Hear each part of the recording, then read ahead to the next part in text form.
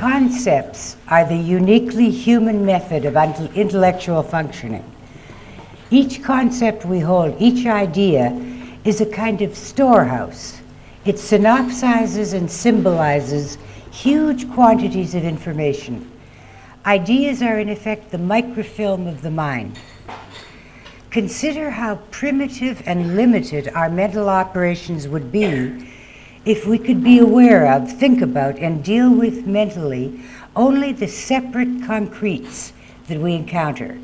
Only this chair and that chair and that chair, but never chairness, never the concept which stands for every chair that ever did or ever will exist. Or consider what would happen to our mental capacity if we could be aware of the concept chair, but we couldn't build concepts out of concepts. We couldn't form the concept furniture, or the still broader concept manufactured objects. Ideas are the tools of human thought, the tools of logical inference. They're what make human thought possible. For instance, if we're considering the issue of individual rights, think of how much that simple concept covers, how many different concretes, and how many other concepts it pertains to and integrates. It covers the concept of freedom of speech and any concrete expression of that idea, the concept of freedom of the press, the concept of a free market. Think what would happen if we tried to think about political issues, and instead of having the concept of rights, we had to spell out in detail each time every concrete which that idea summarizes. We'd be mentally paralyzed. Intelligence means the mind's ability to deal with ideas. When we're considering the intelligence of any living being, whether it be man or animal, we're considering the degree of that organism's cognitive capacity. When we speak of man, whose distinctive cognitive capacity is the ability to deal with concepts, with ideas, then we measure a man's intelligence by the width and complexity of the concepts that he can integrate and work with. It is only man who has the ability to ask questions of nature and of the universe. In proportion as men are intelligent, they ask wider, meaning more fundamental and abstract, whys about more things. In order to understand other men and the world we live in order to think efficiently, we have to constantly ask ourselves, what accounts for the phenomena that I'm observing? What's the principle that will make those things intelligible? In other words, we must think in principles. It means always trying to understand one's perceptions, one's experiences, observations, by reference to general principles. It means the habitual method of looking at reality in this manner. The habit of saying, what do I know, or can I figure out, or can I find out that will make this intelligible? Any request for a why, any attempt to understand an event, to give the reason for it, means to relate it to a wider principle. We all have to make reference to principles in order to function at all.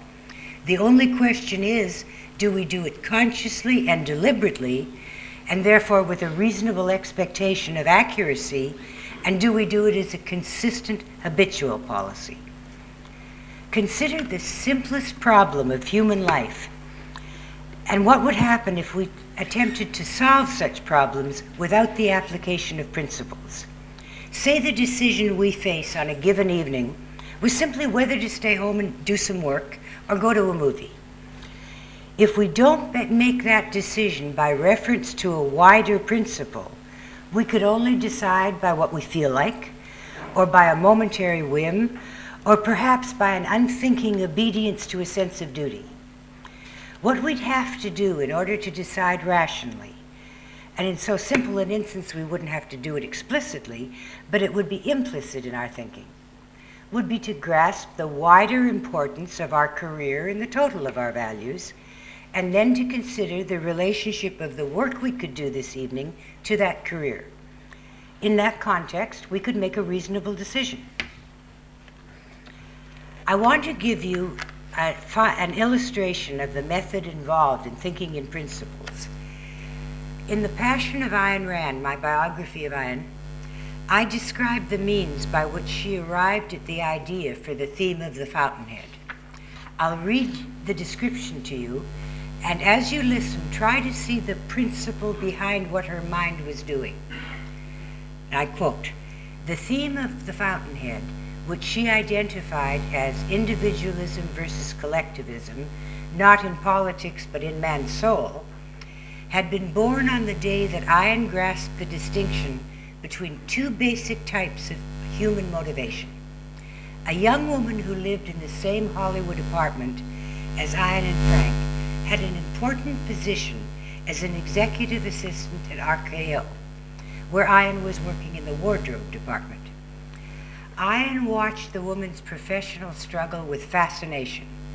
She was battling, Ayn felt, with a desperate, amoral ferocity, scheming, manipulating, conniving to advance her career.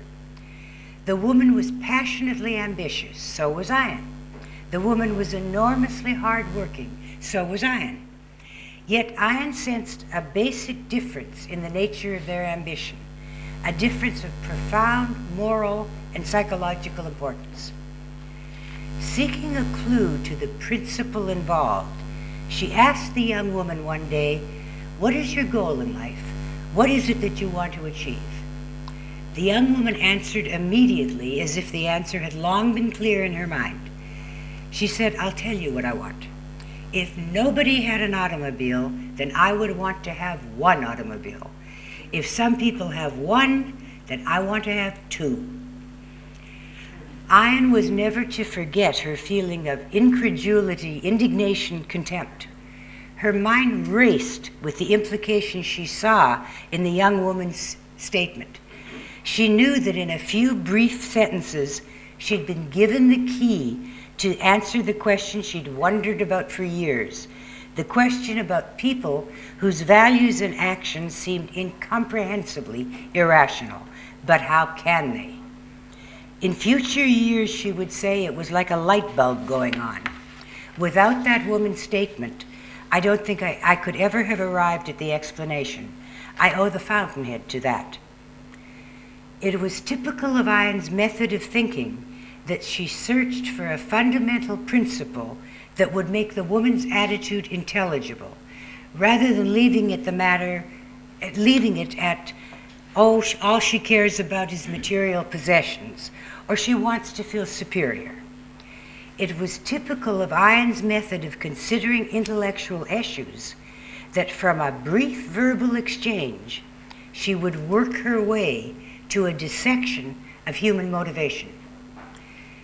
The woman, Ayn thought, would conventionally be called selfish. But wasn't a self, that which thinks, judges, values, and chooses, precisely what she lacked? I want to achieve things that are important objectively, in reality, in fact, Ayn thought. She wants only to make an impression on others. I choose my own goals. I decided that I wanted to write and what I wanted to write. She struggles to imitate the goals chosen by others. I set my own standards. Her desires are dictated by the standards of others. Why? What is the concept that will name the essence of the difference involved? She was led to define two different ways of facing life, two antagonists, two types of man. The man of self-sufficient ego, of first-hand, independent judgment, and the spiritual parasite, the dependent, who rejects the responsibility of judging. The man whose convictions, values, and purposes are the product of his own mind, and the parasite who is molded and directed by other men. The man who lives for his own sake, and the collectivist of the spirit, who places others above self. The prime mover whose source of movement is within his own spirit, and the soulless being who is movement without an internal mover. The creator and the second-hander, Howard Rourke and Peter Keating, end quote. Now, what would the ordinary person do if he noticed that there seemed to be a difference between the nature of his ambition and the ambition of someone else? He might conclude something illuminating, such as, we seem to be different, or it takes all kinds to make a world. What he probably wouldn't do is to seek consciously to understand the difference by means of a wider, more fundamental principle. Or if he were a little more philosophical and realized that his conclusions were not explanations, he might think, I wonder what accounts for the difference, and leave the matter at that, with only the mental note that there's a question here. Observing irrationality in other people, he wouldn't have asked, what is the principle that explains their behavior? He would simply have shrugged it away with the solution, such are people. We don't automatically think in principles any more than we automatically focus or front seat drive. And we will not easily think in principles if we haven't been accustomed to doing so. It requires self-consciousness, training, work. We must constantly remind ourselves when we're faced with a fact or event that we don't understand, not to reach for the easiest explanation, but to try to relate those new facts to principles we've already learned, to our past knowledge, and if we don't have the knowledge, then to look for new principles, new ideas, new abstractions that we haven't applied in the present context. I want now to turn to some alternatives to thinking in principles.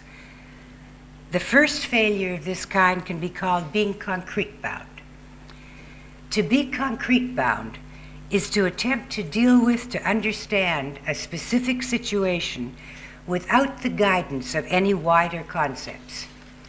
It means simply staring at separate facts and trying to come to conclusions about them with no reference to the principles which alone can make them intelligible. Let me illustrate the form in which we see this phenomenon constantly. Imagine that you have a young friend who has an emotional conflict, and he's come to you for advice. His mother wants him to go into the profession of law in order to carry on a long-standing family tradition. His mother is ill and tends to become much worse when she is crossed.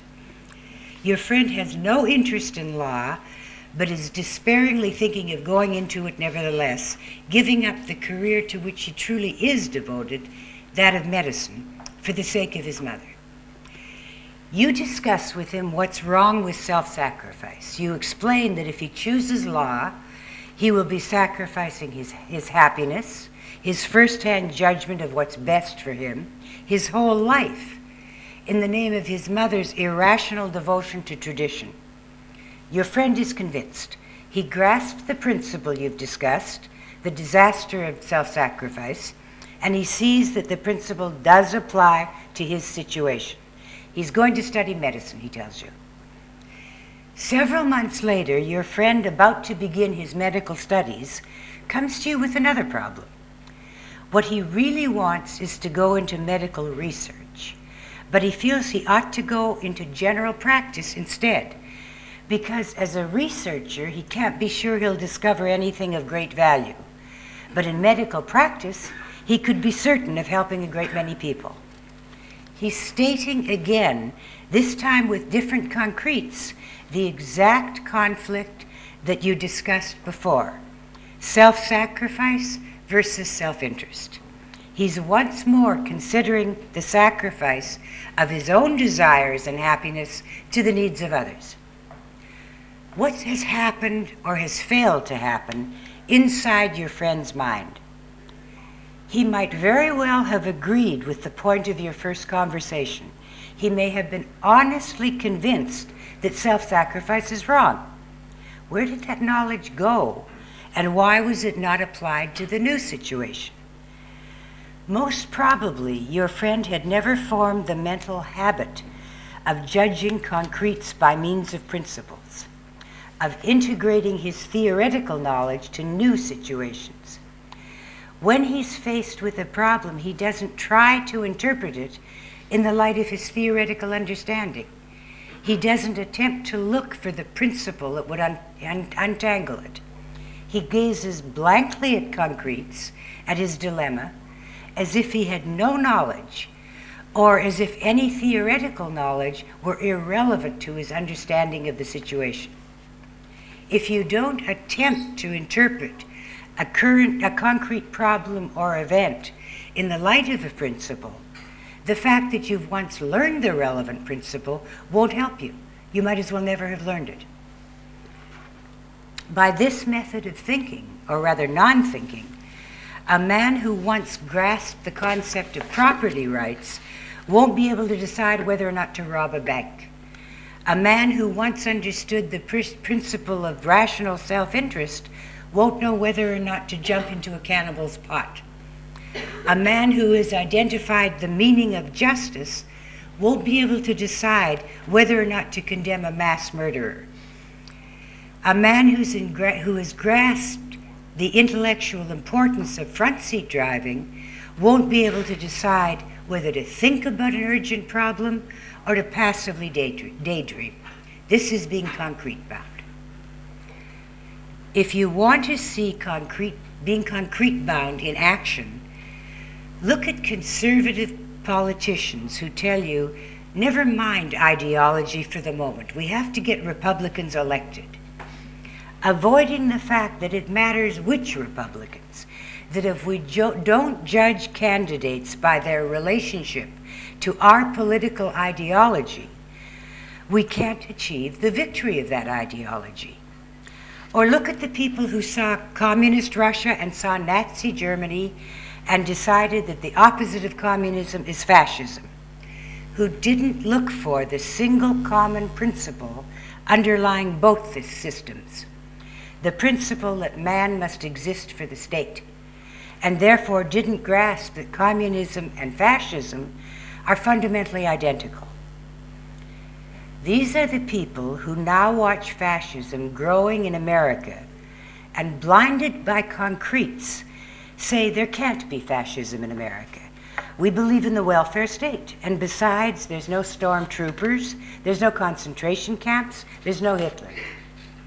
They have never considered the relationship of the concretes they do see, the government's gradual control of one area of the economy after another, to the wider principle defining the essence of fascism, which is government control of the economy, not by means of open ownership of the means of production, but by means of a snowballing regulation of business.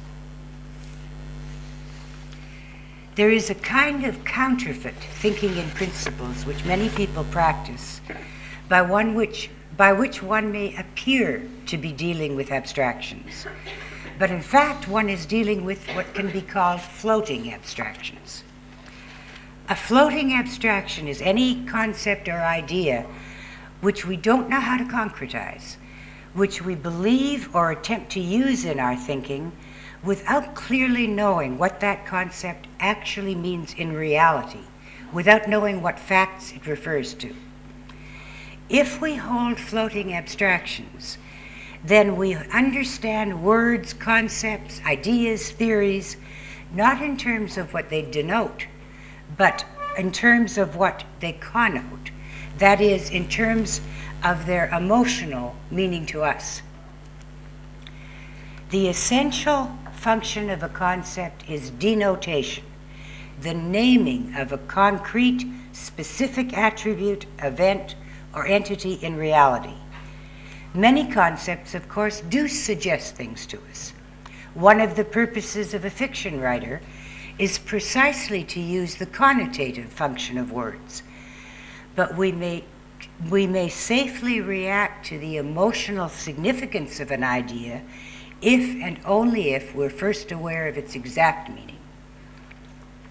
So we can fail to think of principles in one of two ways: by trying to understand facts without reference to principles, which means being concrete bound, or by holding principles with no real idea of what they refer to in reality, which means holding floating abstractions.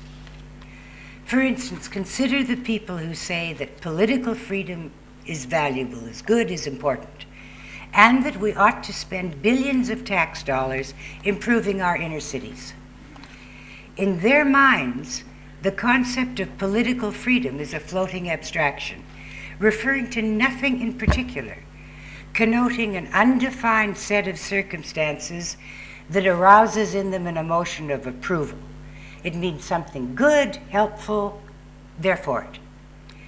If they concretize their abstractions, if they recognize that freedom means the absence of physical coercion, and that the money poured into the inner cities is taken by force from men who have earned it to be given to those who haven't, they couldn't possibly applaud both freedom and the principle behind the so-called help for the inner cities.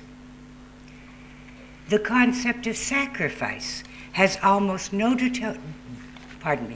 denotation at all in the minds of most of the people who use it. If it had, far fewer of them would use it with approval. Ask people who uphold this concept precisely what they mean by it, and see how many of them are able to tell you. They have an emotional feel of its meaning, sufficient for many of them to ruin their lives practicing it. But few understand that sacrifice means not the vaguely good or the undefinedly noble. It doesn't mean giving a people a hand in trouble or being kind, but the act of giving up a value for that which is not a value. That it means, in concrete application, such acts as giving your life to save a man you despise, or renouncing your own convictions for ideas you consider wrong. I once knew a young man of 17 who, having discovered the fountainhead, was determined that he was going to live for himself and not be an object of sacrifice. He would be independent and selfish. As a result, his bewildered parents were unable to get any sleep. He insisted with moral righteousness on playing his television as loudly as he pleased at 3 a.m, on the grounds that to do so suited his selfish purpose. This seems very young, which it was, and foolish, which it was. But consider a statement from the eminent philosopher John Dewey. After a trip to the Soviet Union in the 1930s, he stated that the Soviet Union was an undertaking, quote, probably the first in the world to attempt scientific regulation of social growth. Now, what concretely do these concepts mean? Social growth means the movement of society in a direction which is called growth if the viewer approves of it. Scientific regulation means the regulation of people's lives by the state. In other words, it means dictatorship. When one concretizes what Dewey has said, one would agree that the Soviet Union was probably the first in the world to attempt to achieve the values of communism, of complete collectivism, by means of an absolute dictatorship. But that's not what Dewey intended to say. He also wrote that the Russian Revolution was, quote, a liberation of people to consciousness of themselves as a determining power in the shape of their ultimate fate, unquote. If one grasps that the idea of shaping one's fate means, in fact, the freedom to choose one's goals and to act to achieve them, then if the Russian people believed that they were now free to shape their fate under the heel of an arbitrary dictatorship which determined everyone's goals and actions, one can only conclude that Dewey is saying that a whole nation has gone totally insane. I have to add that Dewey ultimately changed his view of the noble experiment and became an anti-communist. But these were the kind of floating abstractions that hundreds of thousands of people fell for during and after the Red Decade of the 1930s. They fell for them in many cases, partly through their own evasion, partly through the brainwashing they received in their schools, their books, their newspapers, and partly through the mental mechanism of holding floating abstractions, of not figuring out what their abstractions meant in reality. It was once suggested that philosophy would return to sanity if philosophers had to put down their ideas in the form of fiction. That is, if they had to dramatize and concretize their ideas, showing by that means what their ideas mean in action and in human life. Consider, for instance, the very wise philosophical idea that the body is evil and only the spirit is good. To many people, this sounds vaguely uplifting because they don't know what it means. But imagine that they attempted to make it the theme of a story. They would have to know that it means more than that a businessman should feel mildly guilty in church on Sunday because he enjoys making money.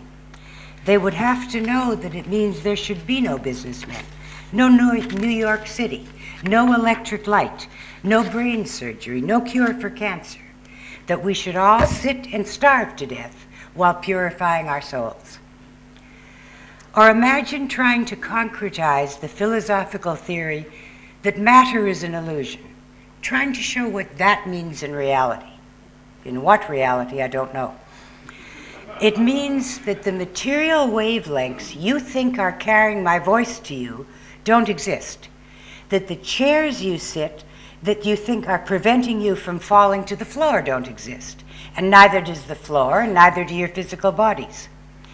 But by telling themselves that such a theory sounds profound and intellectual, by giving it no concrete meaning whatever, people are able to endorse it and never be aware of what an absurdity they're uttering. Years ago at a party, a man was insisting to me that no one can prove that anything exists. And I said to him, if you don't think you exist, I'd appreciate it if you'd stop talking to me. I would be very embarrassed to be seen having a conversation with empty air. He left me at once, angrily, I'm sure concluding that I didn't have the spiritual sensitivity to understand basic issues of philosophy. Clearly, we all learn many of our concepts from other men. One of the great advantages of society is that we don't have to, each of us, invent the wheel all over again. But this creates a potential problem that we have to be aware of. In learning ideas from other men, rather than arriving at a given piece of knowledge as a result of our own thinking, we necessarily and quite legitimately skip certain mental steps that would otherwise have to go into the learning process. What we skip when we learn an idea from someone else is the first-hand observation of the facts that logically led to that particular piece of knowledge. So that if you are to fully understand an idea, you have to reverse the process that the person who explained that concept to you had to go through to arrive at it. You have to find the kind of concretes that made it possible for the man to, the kind of concretes that gave rise to and are explained by the idea he told you about. If instead, say the issue is what is a floating abstraction?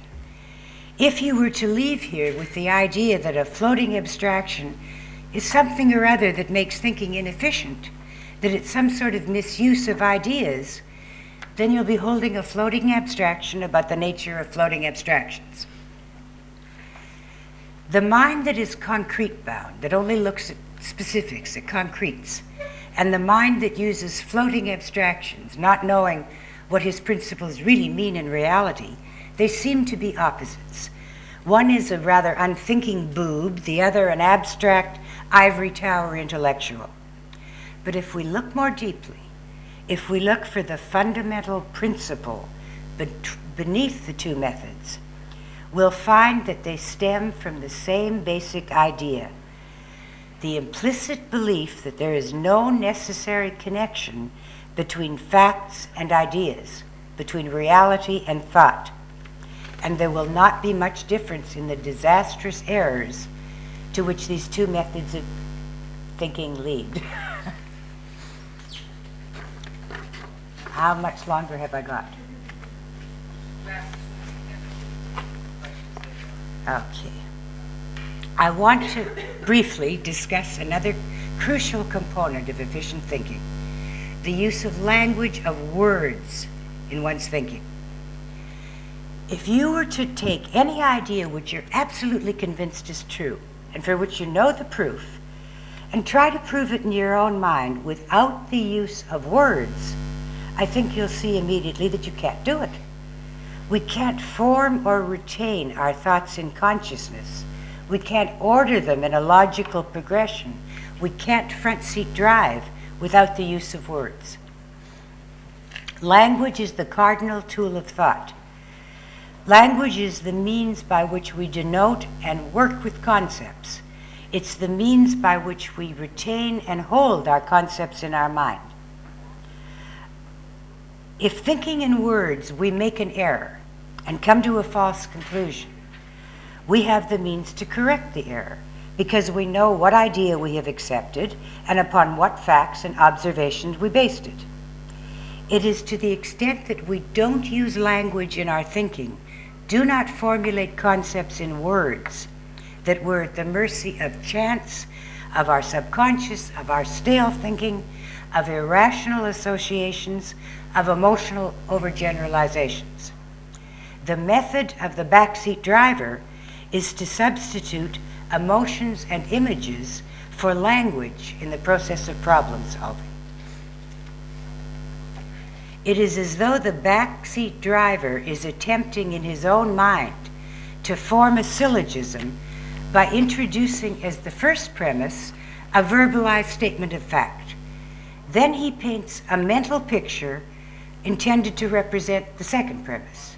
Then he tries to derive a conclusion from the union of the concept and the picture. But it can't be done. Whatever conclusion he reaches won't have been derived from the union of a picture and a concept. The memory of an event isn't a concept, an emotion isn't a concept, a picture isn't a concept. Thinking, conceptual thinking, begins with the employment of language. Only the most primitive kinds of mental processes are possible without the use of language. For instance, we might be able to project the idea the cat is on the mat by mentally visualizing a cat on a mat. But we couldn't grasp the nature and importance of a focused consciousness, or understand what a concept is, or know why a productive life is superior to an unproductive life, or understand why in a dictatorship it is the worst of men who rise to the top by means of mental pictures. There's obviously some form of subverbal thinking in which we do engage and in which we necessarily engage. If there were no such phenomenon as subverbal thinking, we couldn't account for the fact that man ever learned to use language. Man had to be engaged in some kind of mental process before language evolved, a mental process which didn't employ language, but which made possible the gradual development of language. Man didn't go from a state of complete non-thinking to a state of conceptual verbal thinking. Similarly, we are all aware of the phenomenon of struggling to put a thought into words, a thought that isn't yet in words, but which is still in some sense a thought, but existing only in a subverbal form. But we don't know what that thought is until we can translate it into words. Both in the history of the race and in the thinking of any individual, this subverbal state is not a substitute for clearly formed conceptual thinking. It's the mind's first grasping for concepts. And let me clarify this through your own experience. Suppose you're struggling to grasp some new principle. You've observed a number of concretes, and you vaguely sense that there's something important that they have in common, but you don't quite know what the common factor is. Your mind moves from one concrete to another, and you struggle to pull out the feature you're groping for. Then, at some point, you say, "I've got it." And you utter a word or combination of words that stand for the thing you have been trying to identify. It isn't that you first clearly and consciously arrive at the concept, and then as a separate act decide what you'll name it. Rather, the act of naming it is the final stage in the process of forming the concept. Only when you have named it can you think efficiently with it. Now, when I say one should think in words when problem solving, does it mean that we should think literally as we would write? Should every step in the process be connected in full grammatical sentences in one's mind? Not necessarily, and not usually, and it's not required. But what should at any point be formulated in words when we're problem solving? In clear grammatical sentences. To the extent that a given problem is complex, that's the extent to which we should formulate our thinking in words. Even when we're not dealing with a highly complex problem, we still should, as at a minimum, form our questions and the answer to those questions in words.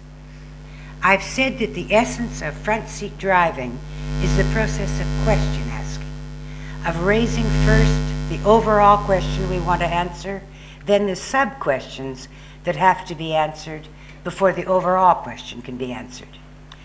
These ought to be fully, carefully, intelligibly formulated in words, because the questions and answers are our guideposts. They keep our mind moving in the right direction. They prevent us from losing ourselves in asides and irrelevancies. We should formulate in words in our thinking the purpose of a thought process, what we want to solve, the sub-questions we need to answer, the key points along the way, and our final answer. That's how we keep a conscious check on what our mind is doing. And at the end of a thought process, we should be able to name the logic behind our conclusion. We might have arrived at the conclusion by a roundabout way. We might have tried different approaches, asked different questions, some of which turned out to be irrelevant. When we reach a conclusion, then, we don't have to formulate in words every step of the progression by which we got there, since some of the steps weren't required. But we should formulate in words the rationale, the logic which justifies the conclusion.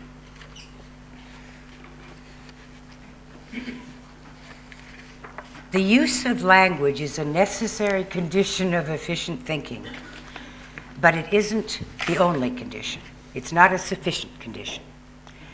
The question is, granted that we use words in thinking, what words?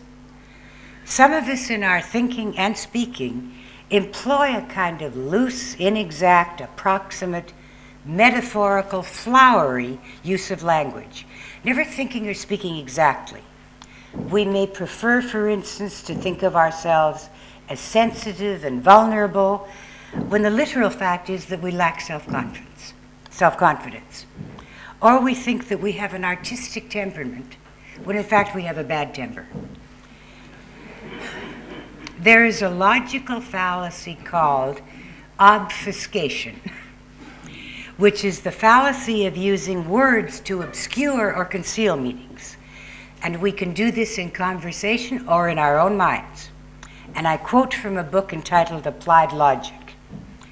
The weakness of a questionable argument may be difficult to detect if the structure of the argument is concealed in a mass of words which contribute nothing to the meaning. For this reason, a person may appear to deal with an issue without actually doing so, simply by using an excessive number of words. It is often easier to avoid taking a stand on an issue in 1,000 words than in 50. The fallacy of obfuscation, then, consists of using meaningless word groups, either inadvertently or for the purpose of obscuring or avoiding an issue, unquote. Most politicians' speeches are monuments to this misuse of words. But what is important for our purposes is the fact that we can use words in this manner not only in speaking but in our own heads. We can form approximate habits of thinking. We can formulate almost what we mean. We can over-detail, we can skirt around certain issues, we can be slightly off focus, and we'll arrive as a result at mistaken conclusions, if any conclusions at all. Precision and simplicity are essential in dealing with ideas.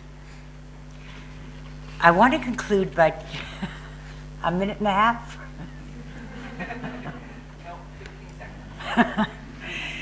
There's a widespread thinking error which particularly hits us with regard to creative thinking, and we'll call it thinking in a square.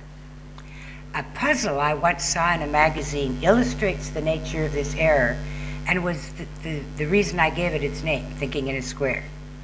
The puzzle showed a ruled square, and inside it were a number of black dots, apparently strewn at random within the square. One was supposed to draw lines connecting those dots without lifting the pen from the paper, such that all the dots would be linked by no more than 4 straight lines. When I first tried to do it, it seemed impossible to link all the dots without drawing 6 or 7 lines. I struggled and struggled, but I couldn't solve it until it occurred to me that there was no reason why the lines I drew couldn't extend beyond the boundaries of the ruled square. With this possibility in mind, I easily saw that by extending the lines I drew beyond the boundaries of the square, it was easy to join all the dots with only 4 lines. And this was precisely the purpose of the puzzle. It was to see if one would accept the limits that were suggested but not required by the existence of the square, or if one would question the need to work within those arbitrary limits. To think in a square means to try to solve a problem with a too narrow idea of the nature of the problem and of the intellectual approach that can be used to solve it. It means constricting the range of one's thinking by an unnecessarily limited intellectual approach to it. Consider an example of thinking outside the square in the area of business. Henry Ford's concept of mass production. Until his time, it was taken for granted that an industrialist's profit was a function of how high a price he could charge. But Ford didn't remain within the square of that idea. He arrived at the conclusion that a revolutionary conclusion at the time, that he could increase his profit by mass producing goods and lowering their price to the consumer. And that's how he became enormously wealthy. The advance of thinking and knowledge has consisted of breaking through intellectual squares, of questioning the given, of asking, what if the sun doesn't revolve around the earth? What if molecules are not the smallest of all material entities? What if candles are not the only means of creating illumination? Throughout history, advances have been made in art, in science, in philosophy, in every field of human endeavor by those who don't allow themselves to be mentally trapped by limiting assumptions. From the artist who said, why should a painter paint objects with black outlines around them when there are no such outlines in nature? To the moralist who said, why is it assumed that human life requires the sacrifice of some men to other men? What if it doesn't? To the scientist who said, "Why do we assume that disease is a manifestation of the will of God and therefore not to be tampered with by man?" To the novelist who said, "Why should only workers go on strike? What would happen if all the creative minds went on strike?" In any thought process, then, from the simplest to the most complex, if we find ourselves stopped, we find we can't solve a problem, we have to ask ourselves if it's possible to go outside the square, to find a new direction or new approach or aspect that we hadn't considered before, rather than working within this square of our past thinking or past assumptions which are no longer adequate. Thank you, ladies and gentlemen.